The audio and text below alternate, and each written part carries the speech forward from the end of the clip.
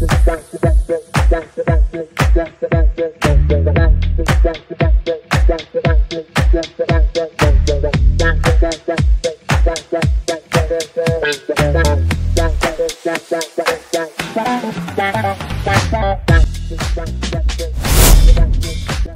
aí, galera? Tá começando mais um Pod 5. Eu sou a Júlia Teixeira. Eu sou o Luiz. E hoje nós temos um convidado muito especial conosco, Arnaldo. Qual que é o sobrenome dele? Se Que eu esqueci? apresente, Freitas. Arnaldo Vieira. Mais fácil, vai. Fecha no Vieira que é mais fácil. Arnaldo de Freitas Vieira é muito comprido. Você perguntou Eita. nome, Freitas? Quando eu vi, eu falei assim, gente, mas ele tem o meu Freitas. nome também. Freitas. Falei assim, Só que eu abrevio Freitas. Para ódio da minha mãe, eu abrevio Freitas, né? Arnaldo de Freitas, Arnaldo F. Vieira. Pronto. Entendi. É porque é um nome muito grande, né? A gente É, fica meio muito perdido. burocracia. Arnaldo Vieira. Pronto, mais fácil. Vamos começar, então, perguntando pra você. Quem é você, Arnaldo? Vixe, Maria, vocês têm tempo? Pode falar, Pode falar, pode gente. falar à vontade. A gente tá aqui pra prestar atenção agora. Cara, olha só, eu fiquei pensando justamente quando vocês me convidaram. Eu falei, como é que eu vou me definir? Porque uma das coisas que eu mais odeio do planeta Terra é me definir. Não é porque a gente lida com tanta coisa, a gente faz tanta coisa ao mesmo tempo e a gente acaba de não pensar na gente. Realmente. Não pensar na gente mesmo. Mas então tá, como é que eu vou definir? Então tá. Eu tenho biologicamente 43 anos, mas mentalmente uns 16, 17, mais ou menos. Pelo que eu entendo, pelo que eu tenho de lógica de mim mesmo. Sou filho da dona Marisa e do seu Arnaldo Vieira. Sou marido da Vanessa Monteiro de Estácio, a qual, inclusive, quero fazer aqui de imediato o agradecimento a vocês, por favor, muito obrigado a todos vocês que estão assistindo. Assiste o episódio anterior, que vai estar, creio eu que seja antes desse aqui, não sei se eles vão colocar outra pessoa mais interessante no meio do caminho, mas tem uma tal de Vanessa de Estácio que foi entrevistada aí, que é minha esposa. Falaram, só esqueceram de falar que era minha mulher. Não, minha mulher não é minha esposa, tá? Foi mal. Só isso. Eita. Só esqueceram de falar isso. Mas tudo bem, então no fato, Pode ter no geral... certeza que no corte a gente fala, Que tá? bom, ótimo. A gente fala. Show. E eu acho que assim, o que mais que eu posso dizer que eu sou? Eu sou um cara que eu acho que eu sou, na melhor definição que eu posso colocar, assim, eu sou um sobrevivente, tá? Sou um sobrevivente. Tudo que eu já vivi em 43 anos, tem gente que passa 60, 70 e não tem pra contar. Eu acho que eu sou um cara que, sei lá, pode dar algum tipo de contribuição na área da educação, que é uma coisa que eu nunca imaginei que eu ia cair de paraquedas na educação. E eu acho que, no fim, até o momento, até nesses 43 anos de idade, até nesse momento, eu acho que eu tenho cumprido um pouco, de uma forma legal, aquilo que sei lá, que a celestialidade, que o espaço, o tempo, uns chamam de Deus, outros vão chamar de divindade, outros vão falar de ocaso ou acaso, designaram para mim. Então eu espero ser um cara que vai deixar alguma coisa aqui. Não vai ser só daqui a alguns anos uma fotografia em cima de uma estante. E quem que era esse cara? Não sei, ele era gordo de barba e fazia cosplay do Cortella. É isso. Gente, mas um professor, ele faz a diferença na vida de uma pessoa. Ixi, O senhor sabe disso, né? Se me chamar de senhor, eu paro o podcast Ixi! agora. Eita! Cada fio Pode deixar, a gente branco, chama de amigo. cada fio branco desta barba que vocês estão vendo é uma vez que um aluno me chamou de senhor. Mas eles estão de respeito, Não, bro. para com isso. Vai, respeita pai e mãe. Eu não. Eu sou de dentro de casa com vocês, Vamos caramba. cortar essa parte. Para, Não, senhor. que cortar. Porque o senhor... Não, que senhor? É o C mesmo. Tá bom. Ai. Não tem muito roteiro. Eu acho que o professor, ele deveria, na verdade, ser... Não vou negar aquele clichêzão. Deveria ser bem mais valorizado no Brasil. Nunca vai ser. Nunca vai ser. Mas é verdade, porque assim, para pra imaginar. O que é que a educação realmente pode fazer com a pessoa? Transforma. Sim. Será que é interesse de quem governa esse país hoje em mudar, evoluir as pessoas? Eu acho que não. Do que eu tenho visto até agora, cada dia que passa, educação é uma coisa que, assim, é bonito de falar que você tem, que você investe, que você proporciona, mas em termos gerais, não é o que o governante, que o político quer, não. Então, quanto mais o pessoal, mais vocês, as novas gerações, ficarem na ignorância, mais você vai ter pessoas que vão te controlar, que vão se aproveitar disso. Então, o que o professor tem que fazer é ser o instrumento dessa mudança. Proporcionar isso para vocês. Abrir um pouco a cabeça e dizer, olha, o mundo não está no TikTok. O mundo não está no Instagram. O mundo não está em rede social. O mundo real é aqui fora. O mundo real é diferente. A gente deve pensar de uma outra maneira. Eu tive um professor muito bom, chamava Beto Bueno. Me deu aula no primeiro ano de jornalismo. E ele tinha uma definição muito clara em relação a isso. Ele fala, o professor é o cara que vai te botar mais pergunta do que resposta na sua cabeça. Ele vai te fazer muito mais você pensar do que você ter as respostas imediatas. E isso, para mim, ficou marcado. Então, se eu tenho que dizer que o professor muda, realmente ele muda. Mas a função dele é criar mais curiosidade em você, para você correr atrás de saber, Isso, é do verdade. que simplesmente ter a resposta pronta. Questionamentos, né? Exato. Se a gente perguntar mais, a gente vai ter mais resposta. Sim, fazer a gente Normal- se questionar sobre a sociedade. Total. Normalmente, os alunos, eles buscam só o... como que fala? O mais Ai. fácil. Sim, né? Ah, sem dúvida. Todo mundo hoje em dia. Braille. Tudo. Brian da vida, chat GPT. Chat GPT, olha, juro, se na minha época tivesse chat GPT, eu provavelmente não teria sido professor também. Não teria sido. Porque, gente, isso é o universo todo na palma da sua mão. E o pior, é irrastreável, por enquanto. É irrastreável. A pessoa vai lá, escreve qualquer asneira, coloca aquilo, ele te dá uma resposta muito bem montada, muito bem estruturada, com os parágrafozinhos e tal. Eu não preciso pensar mais. A máquina pensa por mim. A máquina faz tudo. A gente não aprende, né? É. Vira Então, o quê? qual que é a facilidade que você... Qual que é a dificuldade que você vai ter na tua vida? Agora, veja bem. Aonde eu acho que o chat GPT peca? Não é nele, é no usuário. Porque ele é uma tecnologia que está a favor. Mas quem é que está usando essa tecnologia? Somos nós. Quem é que está aprendendo mais? Ele ou nós? Ele, pode ter certeza. Cada vez que você vai ler alimento, ele faz uma pergunta, ele está te entregando resposta, mas ele já está guardando aquela resposta para ele. E ele está se tornando... Cuidado, hein? Rebelião das Máquinas. Terminador do Futuro 2, 1992. Sarah Connor estava certa. As máquinas, a inteligência vai continuar sendo alimentada. E a nossa inteligência? Não vai. Onde que né? fica? Vai ficando Não pra vai. trás. Pronto. Não vai. Daqui a pouco nós vamos ser funcionários da máquina. É. Não a máquina funcionária nossa. Isso é um medo nosso, né? Não, mas é um medo. Dá um medo. É a nossa realidade. Absurdo. Agora você entra, por exemplo, um arquivo, sei lá, um Adobe Firefly da vida. Você tem um pedaço de um tênis. Um pedaço de um tênis. Aí você digita lá no Firefly.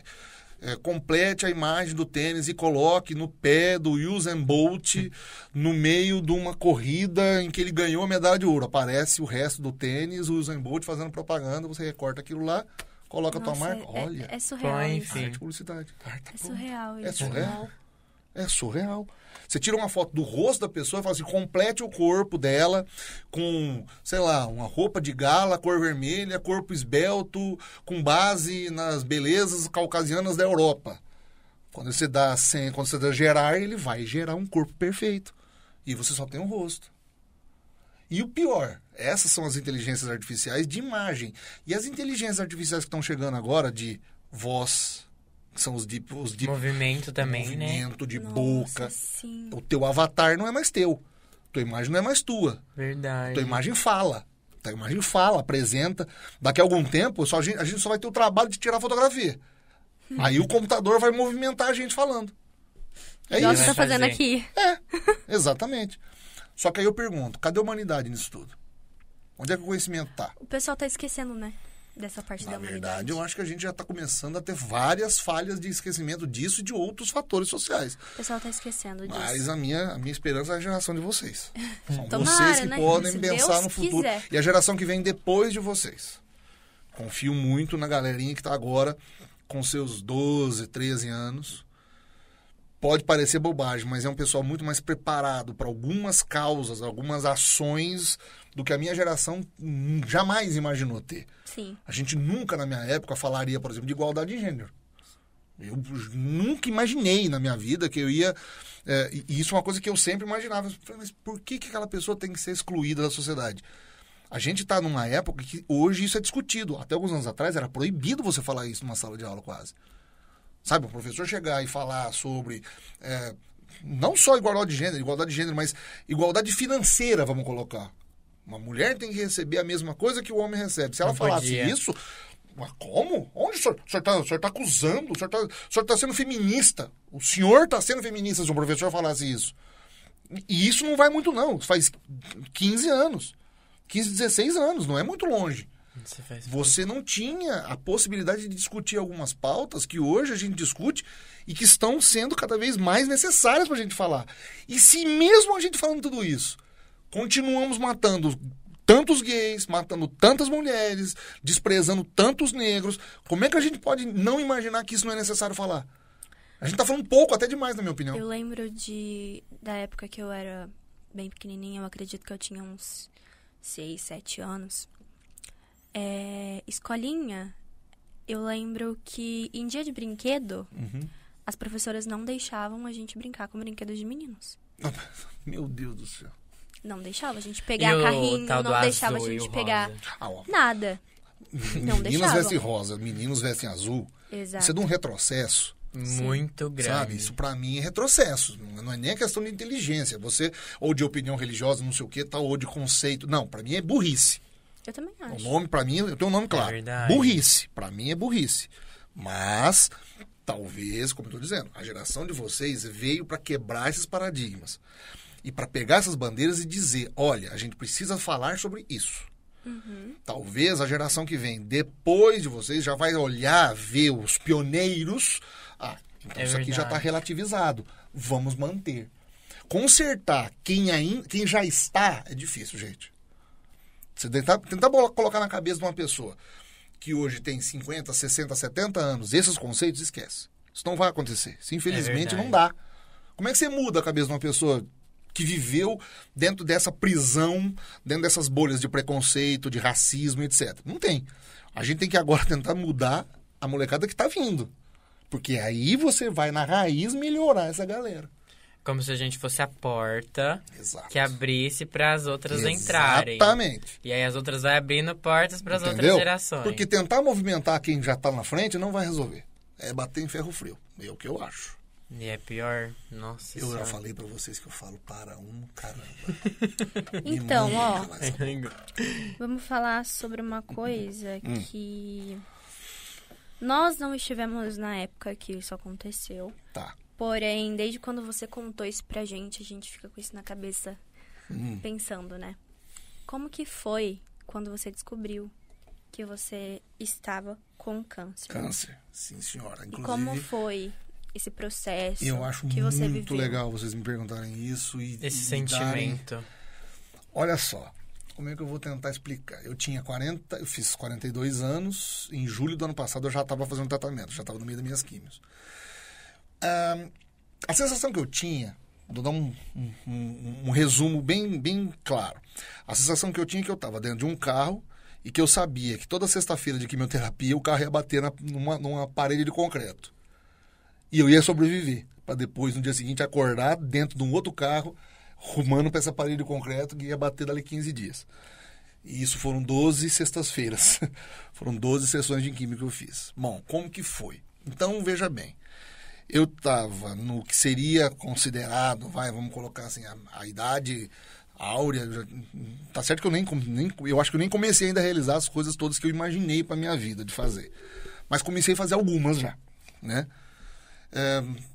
O ano de 2022 para mim foi um ano muito difícil já desde o começo.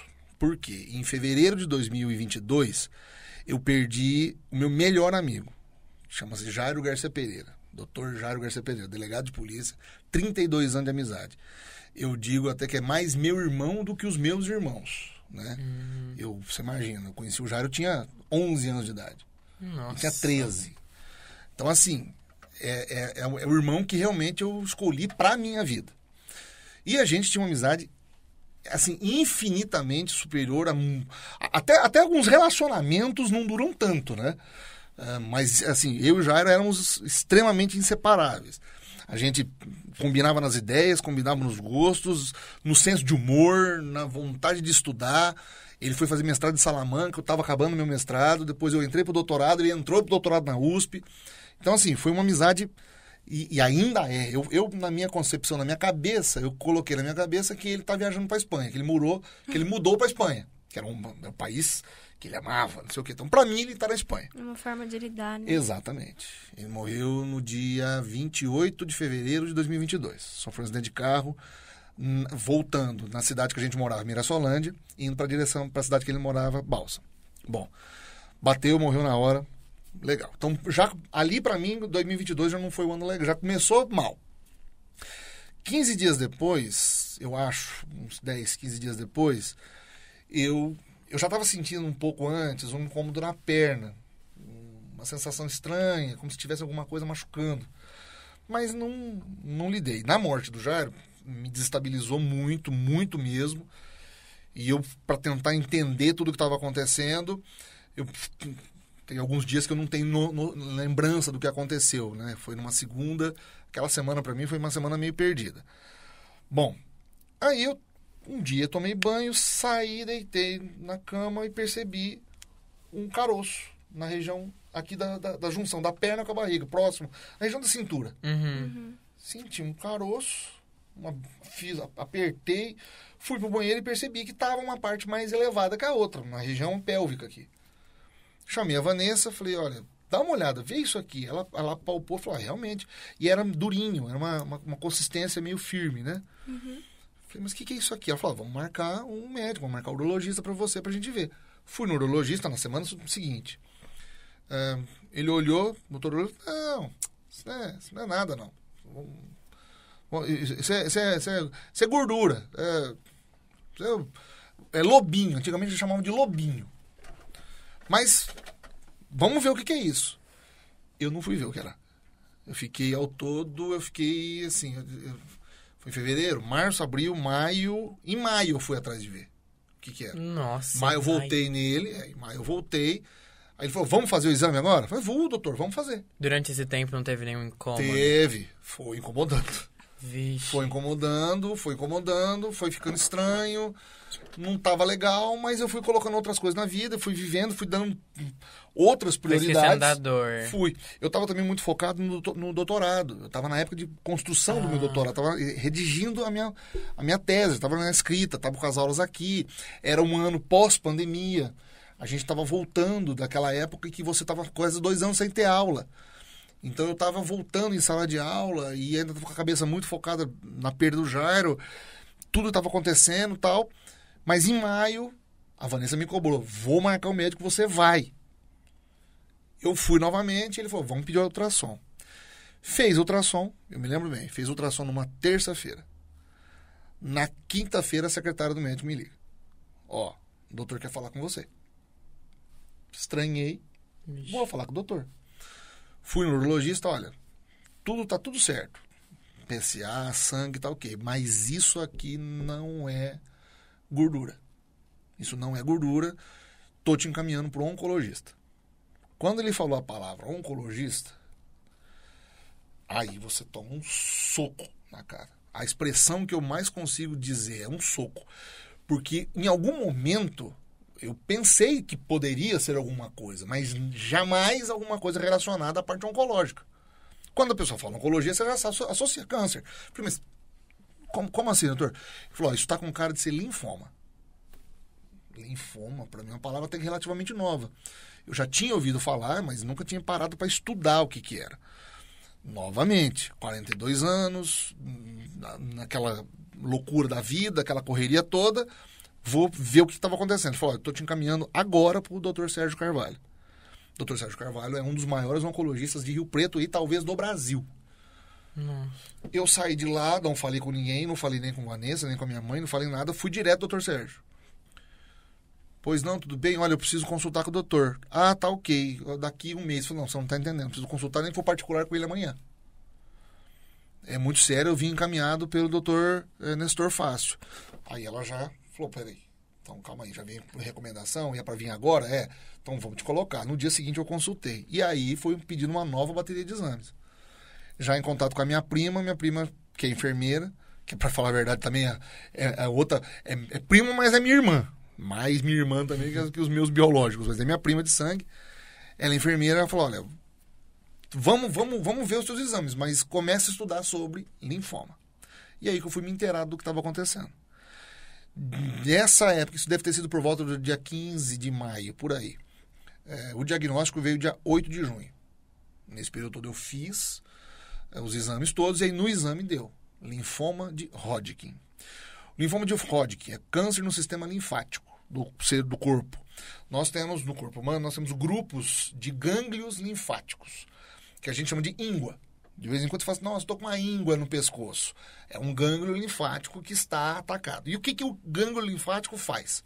Ele produz, ele é o primeiro sistema de defesa do corpo humano. É através do sistema linfático que qualquer bactéria ou infecção que o corpo desenvolve, é ali naquele ponto que ele envia os leucócitos, ele envia a linfa que carrega os anticorpos para descobrir e detectar onde é que está a doença. Uma pessoa que tem linfoma, ela tem um câncer que é sistêmico, porque não dá para operar a linfoma. É um tumor no gânglio linfático, ou seja, ele começa a ter uma produção anormal, produz células erradas, para de produzir a linfa, e ele começa a enraizar as células tumorais em vários lugares do corpo. Quando eu fiz o meu primeiro PET scan... Vai juntando aos grupos. Ele vai aglomerando. Eu já tinha... Na verdade, o meu PET scan dá até hoje, inclusive. Ele dá uma calcificação no pulmão direito e ele já estava migrando para o pulmão esquerdo. Então, já estava com um outro local em que ali já era um ponto que iria ser um tumor de pulmão. Que aí seria muito mais grave. Mas eu já tenho uma calcificação. Em algum momento, no passado, eu já tive algum começo de tumor, mas o sistema foi lá e bloqueou, segurou. Só que dessa vez não deu certo. Dessa vez o linfoma se manifestou. É silencioso. Não dá pra você saber, você não percebe isso. O que eu só notei é que eu comecei a emagrecer. Muito cansaço. Um cansaço imenso. Eu vinha da aula, eu dava aula, por exemplo, à noite. Então, na terça-feira, por exemplo, eu dava aula das 7 até as 10. Era como se eu tivesse apanhado das 7 da manhã às 6 da tarde. Desbrotando paz. Nossa, era muito estafante. Depois, para acordar no dia seguinte, era muito difícil, muito cansaço, uma falta de ar que não passava e um incômodo na perna. Nossa. 8 de junho tem o diagnóstico, falei para Vanessa, e foi a primeira pessoa que eu falei, e para ela já era um pouco mais complicado, porque ela é viúva, né, de uma pessoa que também teve, mas o dele foi no sistema gástrico. E o que me veio no pensamento, a primeira coisa que veio no meu pensamento é o seguinte: pô, mas ela tem que passar por isso de novo. Nossa. Sabe? Eu, dane-se, mas ela tem que enfrentar isso de novo. Ela tem que cuidar de uma pessoa doente de novo. Falei com a minha mãe, obviamente, minha mãe ficou extremamente arrasada, meu pai principalmente também.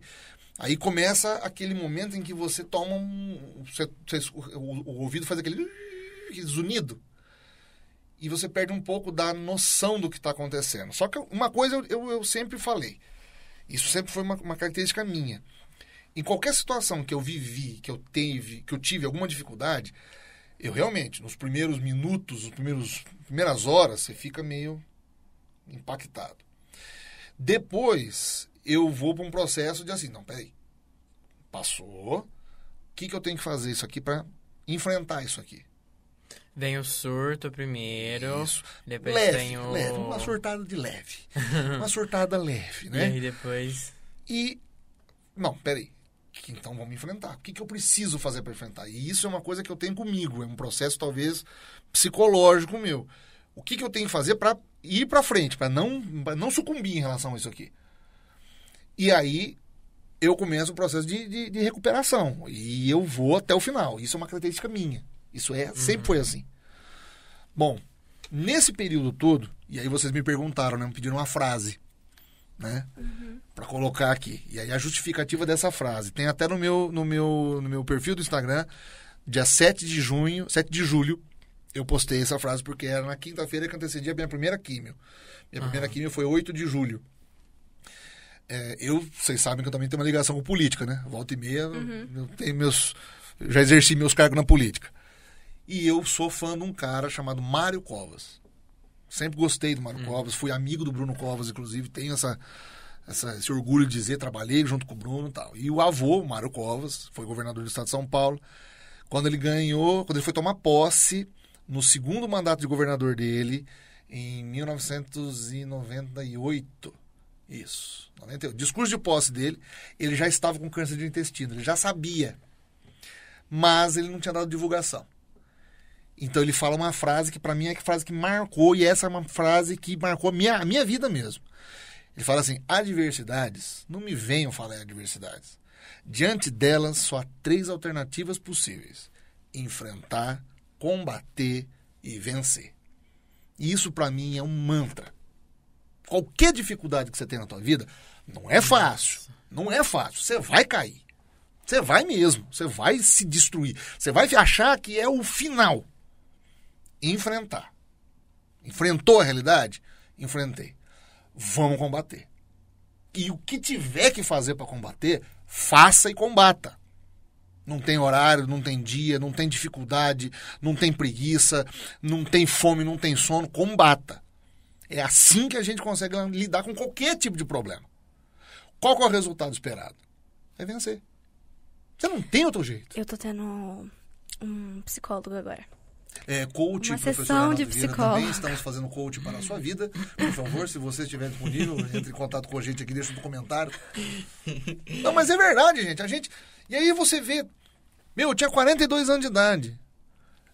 Encontrei a mulher da minha vida há 7 anos antes. Tô com 2 enteadas que são minhas filhas.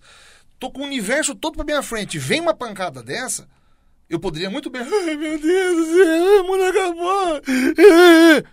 Chorar esperando um milagre. Ia resolver?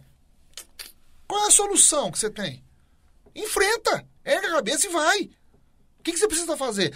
Arnaldo, vai precisar fazer uma quimioterapia 3 horas da manhã em cima de um prédio de ponta cabeça. Me fala qual é o prédio. 5h50, 5 para as 3 eu tô lá em frente. É isso que precisava fazer. Eu tenho as marcas das minhas químios até hoje no braço. Não vai dar para pegar as camas, mas meu braço tem as marcas. Ó. Se vocês olharem, ó, aqui dá para ver certinho. Isso aqui é uma veia que ficou marcada, outra veia que ficou marcada, aqui... Depois aqui nesse braço eu bati o microfone. Qual que é o efeito da químio horroroso. Em tudo? É uma morte controlada aqui, ó. Toda sexta-feira eu sabia que eu ia morrer um pouquinho. A quimioterapia, o que ela faz? A minha, eu tive a opção de fazer por portocate, mas eu não quis fazer. Portocate é um equipamento que você coloca numa artéria, ele fica exposto aqui, né? Fica por baixo da pele, mas fica exposto.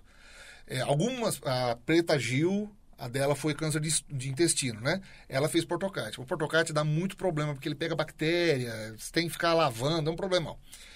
Mas você não sente tanta dor muscular. Quem faz, no meu caso, por exemplo, as químios que são as introjetáveis na mão, então você fica... Eu ainda tenho muitas dores nos braços, e por isso que eu falo muito com o braço, porque quando eu movimento eu não sinto tanto. Mas eu sinto muita dor na mão ainda, aqui no antebraço, e pegar coisas muito pesadas eu não consigo. Se a sua veia fosse morrendo, a veia parte, morre, né? A veia morre. Essa aqui tá morta. Essas mais escuras assim, ó. As mais escuras aqui, já não... elas não funcionam mais. Tanto que quando eu vou tirar qualquer sangue eu tenho que falar, porque elas procuram outras veias. Né? Aqui até que não ficou tanto ruim. Aqui dá pra ver. Mas você percebe que ficam umas marcas assim. Fica. Né? Fica marcado. Não vai dar pra pegar na câmera, não vai ter jeito, mas eles estão vendo aqui melhor. Então, assim, o que é a quimioterapia? A quimioterapia é uma recomendação que o médico te passa. Você toma, no meu caso, eu fazia as químios. Eu chegava por volta de 7 da manhã, saía por volta de 4 horas da tarde, 4h30. Durante esse período todo, você é infusionado. Então, existe todo um preparo. E aí eu tenho que fazer um agradecimento ao pessoal da Unimed. O pessoal da Unimed Rio Preto, eu não tenho absolutamente nada para reclamar, principalmente o setor de oncologia. São pessoas, assim, extremamente capacitadas, de uma abnegação imensa, de um carinho muito grande. Porque você está no local em que, fisicamente, você está totalmente destruído. A quimio, na verdade, é a morte total de todas as células do teu corpo, inclusive as do câncer. Você tem uma espécie de renovação de tudo. Então, por isso que a gente perde cabelo, por isso que a gente, às vezes, desenvolve algum problema de audição. No meu caso, acelerou muito meu problema de visão. Eu já tinha um certo grau, não precisava usar óculos. Depois da quimio, não tem jeito. Eu preciso usar óculos para praticamente tudo. A audição também ficou um pouco comprometida.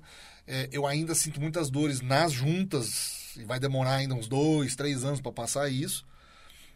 Mas hoje eu não tenho, a princípio, pelo menos no meu último exame, eu não tenho mais a presença de tumores. Eu tinha, na verdade, 3 tumores. O que eu mais senti era o menor deles. Os 2 maiores estavam dentro da região pélvica. Um deles tinha 10, ele era 10.4 por 6,3. Era um celularzinho. Isso aí. Dentro da região pélvica, aqui na região aqui da bacia. Então você imagina, o incômodo que eu sentia na perna era justamente isso, que estava pressionando a musculatura. Não tem como operar, linfoma você não opera, porque ele é um sistema, ou seja, se eu tiro o gânglio linfático, eu fico sem gânglio linfático. Quando você tem, por exemplo, de um pedaço do estômago, você retira o estômago. Quando você tem o intestino, você tira o intestino. Mas linfoma não tem jeito. É igual câncer no sangue. Como é que você vai tirar teu sangue? Você tem que tratar com quimioterapia ou radioterapia. No meu caso, eu não precisei de rádio. Foram 12 sessões de quimioterapia. Aí, as 12 sessões, como que ela funciona? Eu internava, entre aspas. Então, chegava na sexta-feira, uma sexta-feira ia a Vanessa, uma sexta-feira ia minha mãe. Então, eles ficavam se alternando também, porque a Vanessa precisava trabalhar, né? Ela continuou trabalhando, as pessoas vivem. Você tá doente, mas as pessoas vivem. Esse processo, tipo, mental de estar lá, recebendo a químio, é foda, difícil. Né? Confesso pra vocês que é alguma coisa que eu não desejo pra absolutamente ninguém. Eu não esperaria mesmo que nenhum de vocês nem passasse perto disso, porque você tá lá, fora as dores e todos os problemas que você sente, porque no meu caso, eu doía muito. Meus braços doem, dor por dentro, enjoo, náusea, ânsia de vômito, dor de cabeça. Passava tudo ali na hora que... E você tá preso ali dentro, infusionado, você sabe que você vai ficar 7, 8 horas sentindo isso. E depois, quando você vai para casa. Porque não acaba ali, né? Ah, entendi. Então você vai para casa. Eu chegava em casa 4h30, sentindo muito mal ainda. Você não come direito, você... Dormir, então, nem se fala. E aí, é uma coisa interessante. Quando chegava no domingo, tem um período de apatia, né? O médico falou, detectou, vai acontecer isso com você. Tudo que ele falou, aconteceu. No domingo, era absolutamente imprestável. Domingo era um saquinho de supermercado no sofá. Você não consegue pensar, você tem dificuldade de até formular algumas palavras. Tudo te enjoa, cheiro, odores em geral, perfumes, o cheiro de casa. Tem algumas coisas ainda que eu sinto cheiro hoje, me dá uma certa náusea. A comida, mesmo que a Vanessa cozinhasse maravilhosamente bem, que minha mãe também fizesse, você não consegue comer tanto. Perde aquela vontade, né? Perde tudo. Você fica completamente apático. Aí na segunda eu ia começando a dar uma melhoradinha. Eu estava na Câmara ainda, eu estava como diretor-geral da Câmara. As aulas eu não tive como manter as aulas, o que para mim foi extremamente ruim. Eu só realmente não conseguia mesmo fisicamente vir.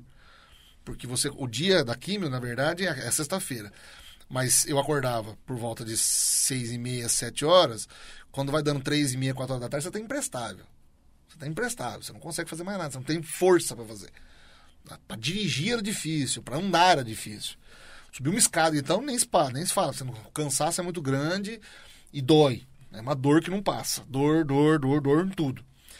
Aí eu não tinha que vir mais à noite, eu não ia dar conta também. Precisava me alimentar, você tem que descansar.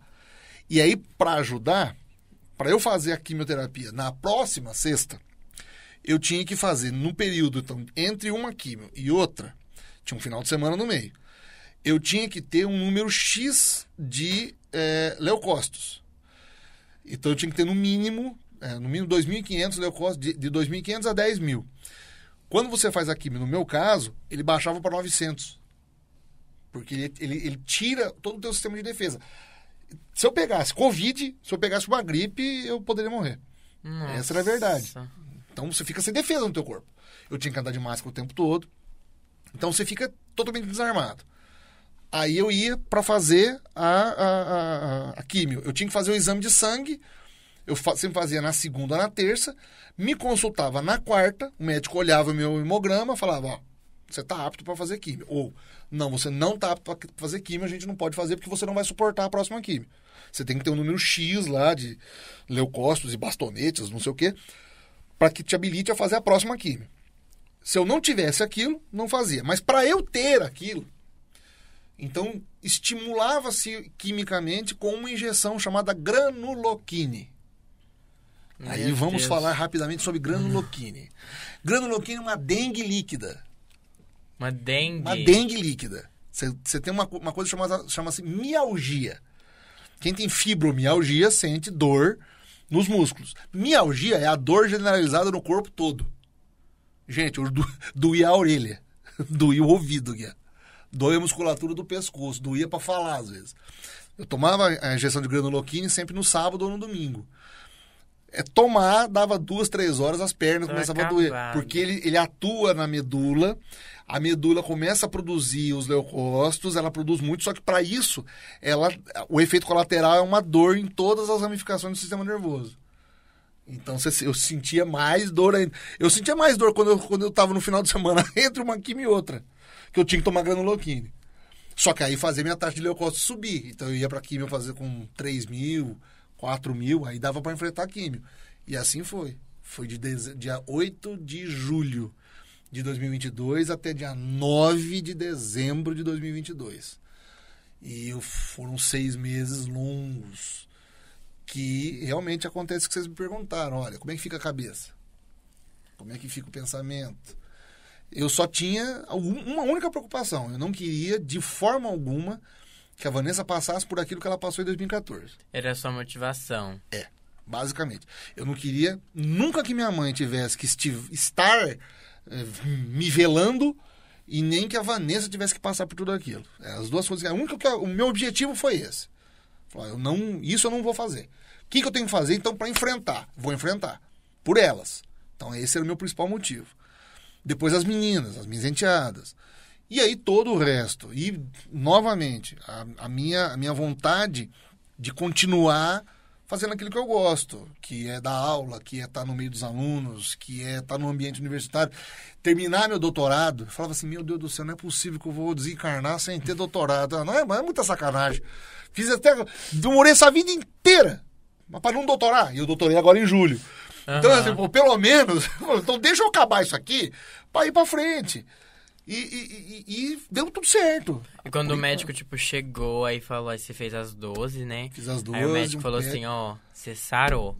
Então, essa fala ainda não teve. Não teve? Não, ainda não teve. Eu espero espero ter essa fala agora. Estava marcado para o dia 24, eu tive que adiar, deve ser na primeira semana de novembro. Que eu fiz o último PET agora faz uns 15 dias. Aí eu tenho que pegar o resultado, já até saiu, não fui pegar essa semana. Tenho que pegar, marcar com ele, para ele olhar novamente, porque isso é para ter acontecido isso em maio. Mas em maio acabou, eu tinha tomado as vacinas, e as vacinas de Covid e da gripe, elas são detectadas, elas atingem diretamente, elas vão parar diretamente no sistema linfático. Porque é um corpo estranho que está entrando e tem que ser detectado pelo corpo. Então apareceu no PET scan e falou, olha, eu não posso te dar a remissão por causa disso. Vamos esperar. Eu espero que em novembro ele fale, ó, remissão. Legal.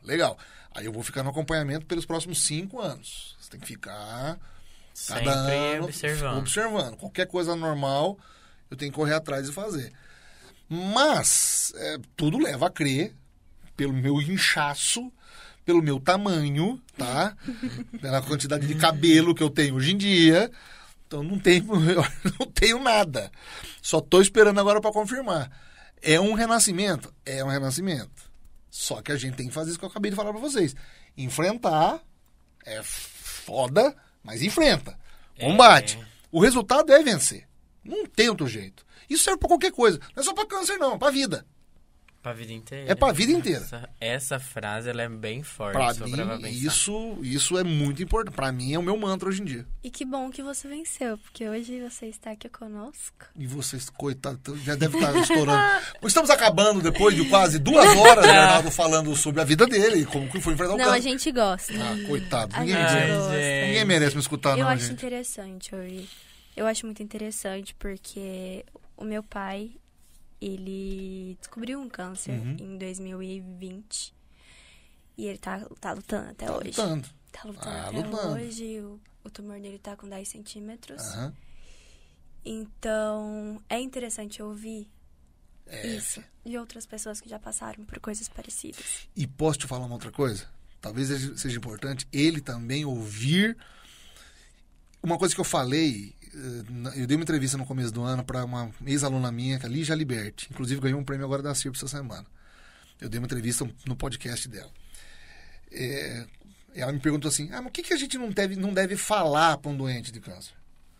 Primeira coisa, a pergunta mais idiota do mundo que você pode fazer para um doente de câncer. Tá tudo bem? Tá tudo bem?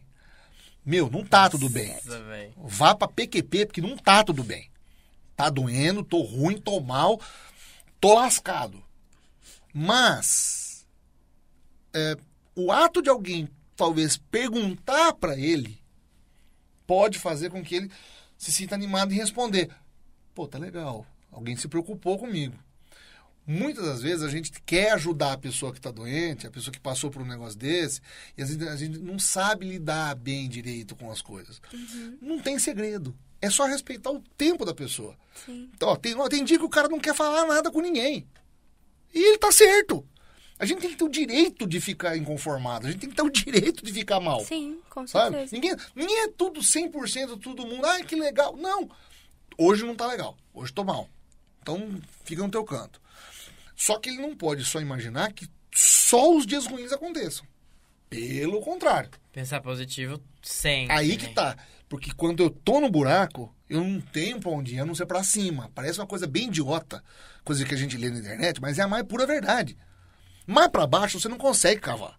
Então, pera um pouquinho. O que eu tenho que fazer daqui pra ir pra lá? Bom, tem que se arrebentar pra subir. Você não poço boiando ali. O que pode acontecer de pior? Bom, tô doente, tenho que enfrentar. Então, enfrenta. Ah, mas eu não quero. Aí é uma outra história. Sim. Aí é um outro prognóstico. É a pessoa que tem vários acontecimentos que, tipo assim, a pessoa tem medo de ter aquele resultado, não vai, acaba piorando, aí só cuida depois que o negócio tá, tipo, muito ruim, não é? Porque você, na verdade, aí você não tá ajudando ninguém. Você não tá se ajudando quem tá em volta. Por isso que eu recomendo para todos vocês, em qualquer situação, cuidem da sua saúde. Realmente. Nada é mais prioritário, nada vale mais a pena, tá? Nada, absolutamente nada. Porque se você deixar, o problema não é só contigo. É contigo, é com mãe, com pai, com cachorro, periquito, papai, com todo mundo. O câncer é uma doença muito sozinha, muito solitária às vezes. O doente do câncer, ele é um cara que às vezes ele tá numa situação tão ruim que ele só tem ele. Porque só ele tá sentindo aquilo lá. Só que, por outro lado, em volta, tem um monte de gente que às vezes não consegue expressar o que tá enfrentando junto. E quer tentar o tempo todo estar naquela situação. Não queira. Não queira. Tá? Sai fora. Não queira aquilo. Mas o que você pode fazer e o que a pessoa pode fazer, todo mundo se ajudar. O doente entender que ele não está sozinho completamente, que existe uma rede de proteção. E essa rede de proteção entender que aquela pessoa precisa de ter o espaço dela. E compreender que tudo continua andando. As pessoas continuam vivendo. O dia continua raiando. O sol sai todos os dias. Exato. O mundo não parou. Você também não vai parar. Então essas coisas parecem meio que de coach mesmo, de besteira. Mas, faz uma diferença muito grande. Pensar dessa forma, sabe? E tentar entender que passa. Passa. Se a pessoa realmente tiver a vontade, vai. E ela enfrenta. E arranja a força de onde você nem imagina. Porque essa força aparece de um jeito. Sim. De um jeito ou de outro, aparece essa força. Pode ter certeza. E você sempre foi muito esforçado, né? Desde quando você seguiu assim, eu tenho esse sintoma de ser professor, eu vou correr atrás. Você tem essa vontade de ser professor. Vocês sabem que eu nunca imaginei que eu ia ser professor. Ele falou isso em sala. É verdade. Nunca imaginei. Meu tesão na comunicação era aquilo que quem trabalha com televisão, um dia eu vou levar vocês, se tudo correr bem, eu vou levar vocês para conhecer a TV Tem. Vocês vão ver lá. Meu barato era a direção de televisão. Era fazer aquilo que o Ronaldão tá fazendo. Ó. Fica ali sentado, manipulando, só aqui, editando, não sei o que, tal, controlando. Ou o que o Cris faz, que é a edição de imagem, o corte de imagem. Esse era meu barato. O que eu queria era isso aí. Mas aí a vida vai te levando para outros caminhos. Eu fui para assessoria, fui política a vida inteira, não sei se bem ou mal, mas fui vivendo para isso aí. E aí, na minha banca de TCC, minha orientadora falou, vai, se especializa e volta. Eu falei, como assim volta? Oxe. Você tem perfil para ser professor. Sério? Família inteira de professor, minha mãe hoje ela é secretária de escola, ela aposentou, mas minha mãe é professora, tia, diretora de escola, minha prima, coordenadora pedagógica, todo mundo acabou sendo de Estado, da educação do Estado. Eu que vim para o universo do saber superior, ensino superior de qualidade, entendeu? E assim, já estamos aí com 20 anos. Nossa, 20 anos. 2003. Na verdade, eu comecei em 2002.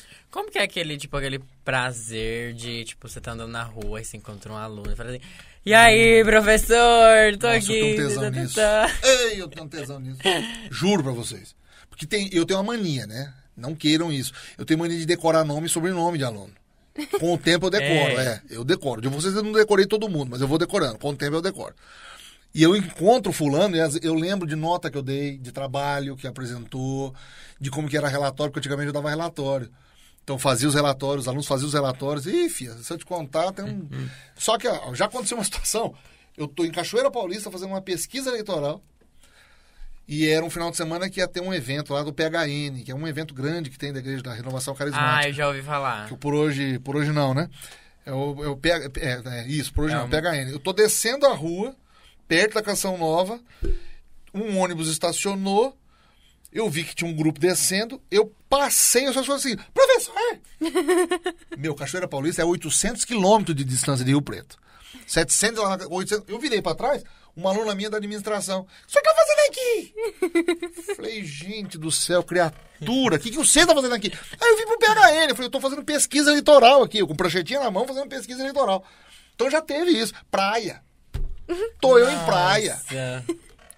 Campos do Jordão. Eu e Vanessa em Campos do Jordão. Alguém lá no... Renata! Beleza? Aluno. Então, eu tô acostumado. Então, pra mim, eu gosto disso, gente. Pra mim, dar aula é a minha droga. É a minha cocaína. Entendeu? Eu daria aula de graça. Eu faria isso aqui se a direção da faculdade falar assim, fudeu tudo, acabou tudo, não tem jeito, não tem como te pagar. Não, eu continuo indo, fica tranquilo. É uma coisa que eu gosto. Agora, talvez, eu não sei se os alunos gostam. Se os alunos estão... A gente ama. Sei, porque eu tento me esforçar. A gente gosta. Eu tento fazer um show pra me esforçar, entendeu? Eu preferir alguma coisa diferente, pra não ficar aquela coisa tão massiva. Outra coisa que você gosta também é o mundo geek, né? Fia. Aí você tá conversando com o papai, né? Aí aqui é o pai é nerd, para burro. Nós tivemos uma demonstração favor, em sala. Que a força assim. esteja com todos vocês, né? Por favor, que a força nos envolve, a força está entre nós, a força sempre foi. Cara, você imagina, eu era moleque, assistia filme, assistia Star Wars, eu achava a coisa mais incrível do mundo. Via cenas, os combates de sabre de luz, eu ficava encantado com aquilo, falando, como é que os caras fizeram aquilo? Né? Levitando, né? Tudo, abusar a força. Assim. Aí eu lia histórias em quadrinhos, via. Hoje todo mundo gosta. Ai, Vingadores. Ai, Thanos. Marvel. A Marvel lançou um filme. Eu conheci Thanos de Titã em 1992. Uma primeira historinha em quadrinho. Thanos e o Cubo Cósmico. Quando em 2012 eu vou assistir Vingadores e termina aquela cena pós-crédito, que é o Thanos virando pra câmera, dando aquele sorrisinho, eu dei um pulo, um grito no cinema. Não vou falar aqui o palavrão, né, necessário, Mas eu levantei. É o Thanos! Falei! E todo mundo no cinema me olhando com aquela cara de Thanos. O que é esse maluco gritando? Era eu! E outros nerds mais velhos também acompanharam, deram risada e tal. Porque a gente... Se aqui no Brasil, qual que era a chance de você ler num gibizinho, daquele formatinho, HQzinho, você vê em live action, o cara que é um dos maiores vilões das histórias em quadrinhos. Então, pra mim, esse universo todo sempre foi muito legal, eu sempre gostei. Tem em casa, faz coleção. Acho que eu até postei várias vezes no meu Insta, deve estar no meu Insta lá. No Insta tentei fazer umas experiências com o TikTok, reconheço, horrorosamente. Mas eu tenho em casa, agora recentemente estou colecionando novamente os bonecos, que muitos vão dizer que são action figures, tá? Estou fazendo minha coleção de Mestres do Universo de novo. DC, Marvel ainda não, porque não tem dinheiro. Mas Mestres do Universo eu tenho minhas histórias em quadrinhos, tenho coleção disso, meus sabres de luz. Muito. Nós vimos? Hoje aqui em casa tá meio separado, também tem muita coisa encaixotada. Eu tenho as réplicas dos capacetes, eu tenho então, o elmo do Vader. A gente vai trazer esses sabres de luz, né, pra mostrar, né? Já trouxe, os 3 já. Vocês tinham que ver, gente, ele não quer trazer de novo, você não tá entendendo. Ele não quer tirar de dentro de casa, capacetes, ele tem ciúmes. Capacete eu tenho do Vader, eu tenho capacete do Boba Fett, eu tenho um Power Ranger vermelho. Tenho. Nossa! Sério? Eu tenho um Ranger vermelho, eu tenho pra Vanessa eu dei o Pantera Negra. Nossa! É dela, né? E ela também eu comprei agora do Mandalorian, da Bo-Katan, que é uma Mandaloriana. E eu tenho também o escudo do Capitão América, em tamanho original. Tem a réplica dele. O Mjolnir, martelo do Thor, a manopla do Thanos. Mas eu tenho um quartinho só pra isso. E no apartamento que eu morava antigo, tinha um espaço entre as paredes lá que eu fiz o altarzinho, né? Altarzinho nerd. Agora, tá tudo encaixotado ainda, porque no apartamento que a gente tá, acabou ficando... Eu ocupei com livro, coloquei com livro e tal, mas se não tivesse os livros, eu tinha criado as estantes. O projeto para o futuro se a gente sair do apartamento e ir para uma casa, eu vou ter um escritório. Aí nesse escritóriozinho eu vou colocar todas essas tranqueiras. Elas vão ficar todas à disposição. Eu até pensei esse ano de, na Semana da Comunicação, trazer pra cá, fazer o... Calma, não é? Simprão. Simprão, vocês querem, né? Não, calma aí. Vamos aos poucos. A gente vai colocando aos pouquinhos. E tem que ter uma razão, pô. O dia que eu trouxe o Sabre... Tem que ter um planejamento, assim, de desapego, se mostrar... No dia que foi o Sabre é porque era uma aula de sociedade do espetáculo. Então tinha a ver. Tinha uma correlação. Existem outras aulas nos outros anos que também tem um gancho que dá para falar. Quando a gente fala sobre cultura pop, quando fala mais adiantadamente sobre ideologia de mercado, aí dá. Aí aos pouquinhos eu vou trazendo para vocês. Calma. Trazendo agora, tu me perde a graça. Mas eu sou nerd daqueles bem velhos. Eu sou gordo e velho. Vocês querem o quê? Olha o tamanho que eu tô. O Power Rangers fez parte da minha infância. E eu amava aquela da rosa. A do rosa. Tem agora. Gente, muito bom. A Hasbro tá fazendo as réplicas. Você viu o filme que foi lançado? Não vi, esse eu não vi ainda. Você não viu o filme do Power Rangers? Tá no Netflix? Muito bom. Acho que na Netflix... Tá, na Netflix não. Acho que ainda não. Lembro que tem eu assisti, acho que não sei se foi no cinema... Que aí parece não vou cortar spoiler, não. Você vai assistir. Você vai assistir, professor. Já me evitava o filme, entendeu? Agora você vai ter que assistir. Eu acho que eles fizeram na Netflix uma série agora, que é o Ranger Azul e o Ranger...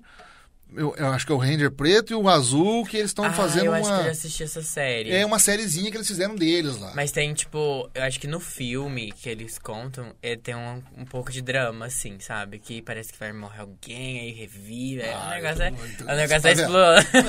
É coisa mais legal que isso. Cultura inútil, cultura pop. Pô, isso é bacana demais. Isso é muito legal. Tem gente que gosta de um monte de outras coisas. E eu adoro isso. Gosto dessas coisas, coleciono. Tinha um outro professor nosso, amigão nosso aqui, que era o professor Emerson Místico. Ele tem o traje completo do Darth Vader. Ele tem a roupa.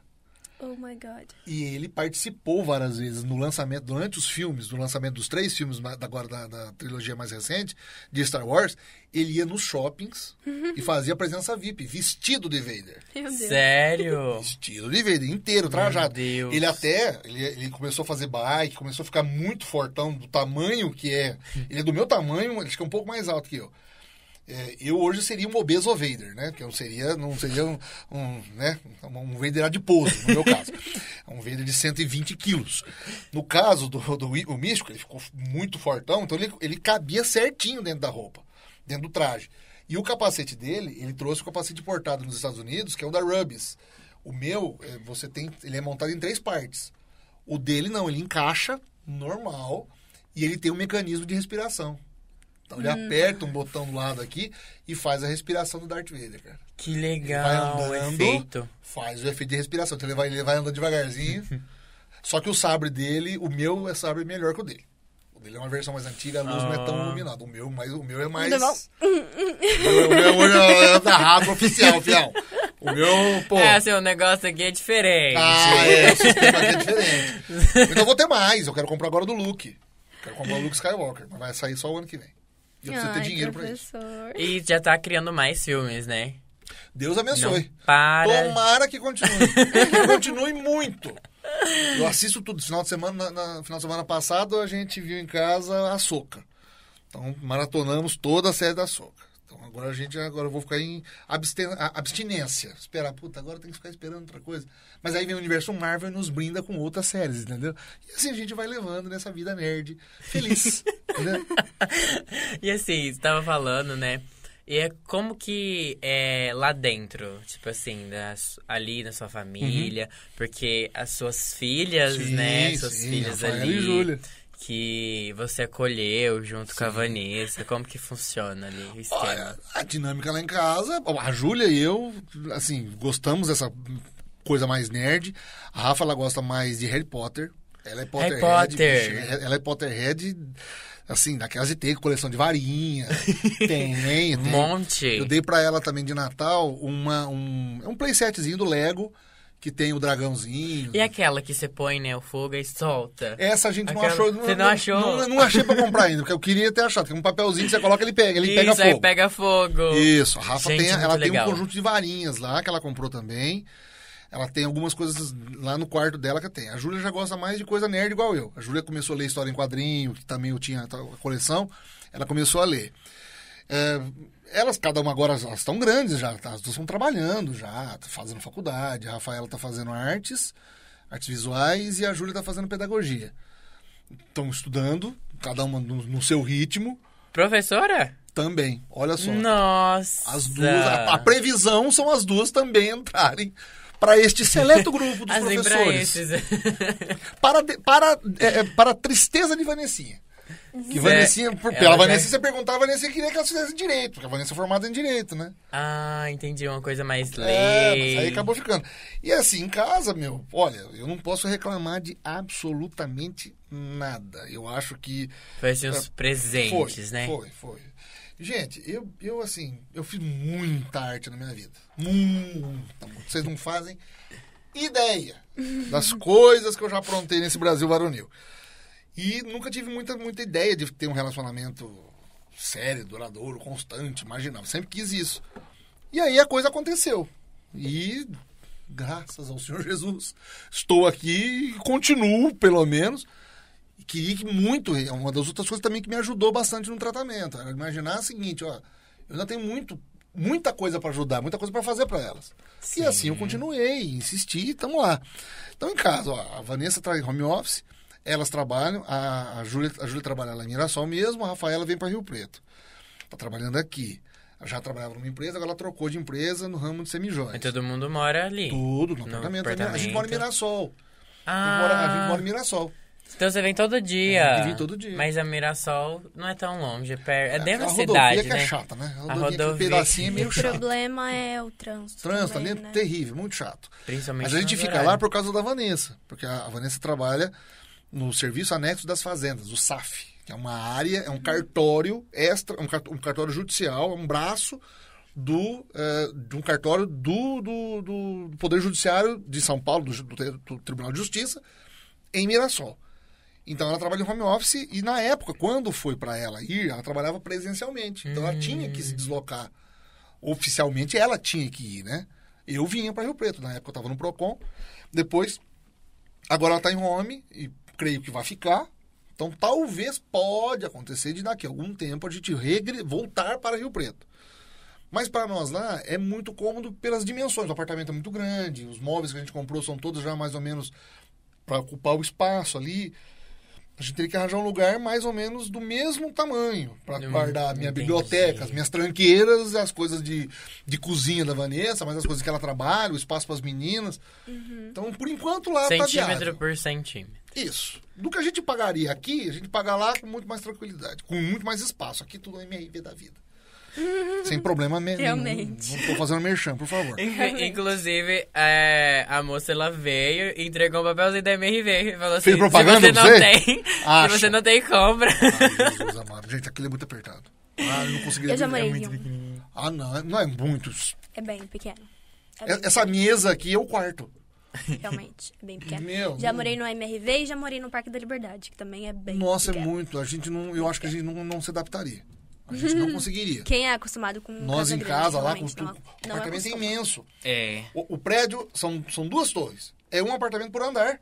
É grande pra burro ali. Aqui um apartamento por andar, se você for alugar, é mais de 6 mil reais. Pois é. Nunca que a gente consegue isso, entendeu? Não dá. Então, por enquanto, o Mirassol tá bom, deixa, o espaço tá legal. Parte chata. Minhas tranqueiras estão todas encaixotadas. Tudo eu guardei, tá tudo hermeticamente fechado. Com plástico bolha, se for possível. Guardadinho. Nos armários ela tá lá escondido. Tem uns 4 armários cheios de tranqueira. Meu Deus. Bom, Arnaldo, tá chegando o final. Eu falei pra vocês. Gente, provavelmente vai ser o maior que vocês fizeram, não foi não? Já passou mais de uma hora, não foi? Nossa senhora. Não. Não chegou? Não. Tá quase, Putz, vida. Quem aguenta? Gente, eu tenho que falar pra vocês assistir, porque sou eu, mas assim, se puder, põe no... Tem no YouTube, tem velocidade X? Tem. Dá pra colocar velocidade 4? Tem. Então tá bom. O 2Vzinho. Isso.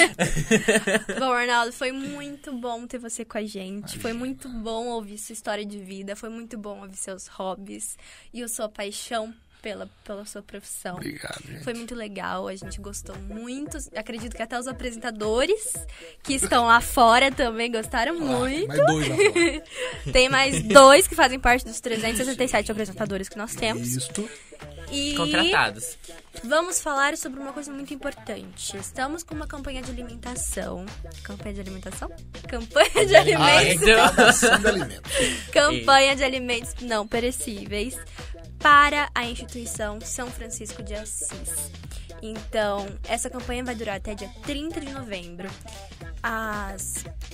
Os lugares de coleta são uma loja que chama Dois Irmãos Piscinas e as faculdades Unirp, Unidade 1 e Unirp, Unidade 3.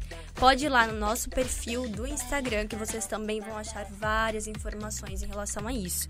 Nosso perfil do Instagram é @pod5 em número, inco no final, tá bom? E também temos YouTube e Spotify. Nosso podcast está sendo lançado no YouTube e no Spotify. Então não percam e vejam os outros episódios, porque nós já temos 6 episódios Fiquem lançados. ligados. Ok? Vamos falar então sobre o seu arroba. O meu? É. É verdade. É como é que me acha? Sim. Eu acho que tá como o Prof. Arnaldo ou tá como o Arnaldo Vivieira, gente? Eu acredito. Boa pergunta, hein? Nossa. Dá uma olhada. Olha que incompetência. Dá uma pesquisada. É sério. Peraí, que a nossa amiga... É arroba ou é a nossa eu amiga arroba? Eu está não tô lembrado. olhando. Nossa amiga está olhando. Peraí.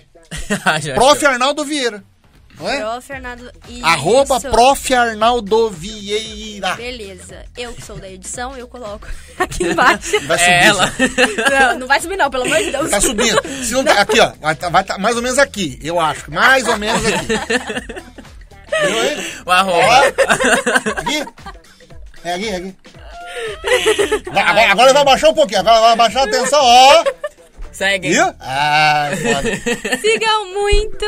Agora o Luiz falou a roupa dele. Então, gente, meu @ Luiz com S, Felipe, tudo com I, como de costume. Freitas. Freitas, só tão Freitas. Sou e Freitas. o meu, como sempre, também muito difícil. @ Ju, com 2 U's e 1 H, _ Teixeira com H no final. Eu gosto dessas pessoas que elas colocam letras a mais, né? Ju, aí tem mais o H. É porque não tinha como colocar Ju Teixeira, então eu tive que aumentar, assim, entendeu? E a frase de efeito, Arnaldo? Frase de efeito? É. Aquela que eu falei. Efeito final. Nossa, gente. Só lança. Busquem conhecimento. Não é da época de vocês, né? Alienígena Bilu não é da época de vocês, né? É muito cringe, né? Busquem conhecimento. Tem que ter um monte de folha de árvore assim, ó. Busquem conhecimento. Bom, galera, tá chegando ao final mais um episódio.